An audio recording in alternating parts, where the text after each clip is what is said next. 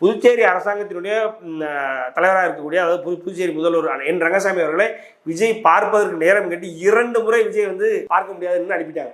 Bussy Anand 3 முறை கேட்டு 3 முறை புஷி ஆனந்த் அனுப்பிட்டாங்க. இதுதான் வந்து இன்னைக்கு விஜயுடைய அரசியல் கட்சியினுடைய கேவலமான நிதர்சனமான ஒரு உண்மை. அதே மாதிரி தமிழ்நாட்டிலையும் அங்கேயாவது அவன் வரவிடாம பண்ணான். அங்க என்ன பண்ணிட்டாங்க அப்படின்னா, புஷி பேசிக்கிட்டு போது அவர் கையில இருந்து மைக்கு பிடிக்கிற அளவுக்கு தான் அவருக்கு அங்க மரியாதை. பேசிக்கிட்டு இருக்காரு, போயாம அப்படின்ட்டு மைக்கை பிடிக்கிட்டு அந்த அம்மா பாட்டுக்கு ஒழுங்கா ஓடி உள்ள அப்படின்னு அடிச்சு பத்திரிச்சு புஷியவே. அதை நம்ம பார்த்தோம். இதெல்லாம் வந்து எந்த ஒரு அரசியல் கட்சியுடைய பொதுச்செயலாளர் இப்படி தொட்டுட்டு அந்த இடத்துல போலீஸ் நிக்க முடியுமானா, அந்த தொண்டர்கள் அவ்வளவு வெறித்தனமான தொண்டர்களா இருப்பாங்க. இவனுக்கு என்னன்னா கையை கடிச்சு வச்சுட்டு இருக்காங்க. இவனுல எப்படி நம்ம மதிப்பாங்க? எவன் மதிப்பாங்க? எவனும் மதிக்க மாட்டான். சரி, தொண்டனை தான் மதிக்கலாம், பொதுச்செயலாளர் பேசிக்கிட்டு அவனையும் மதிக்காம போயா உள்ள அப்படின்ட்டு அவன் கையில இருந்து மைக்கு பிடிக்கிறதுக்கு தான் பொதுச்செயலாளருக்கு மரியாதை இருக்கு. தலைவரானா 12 நிமிஷம் தான் அவனை பேச விடுறாங்க. யாரு? விஜய் தாவேக்காவுடைய தலைவர் விஜய் அவர்கள் அங்க 12 நிமிஷம் தான் பேச விடுறாங்க.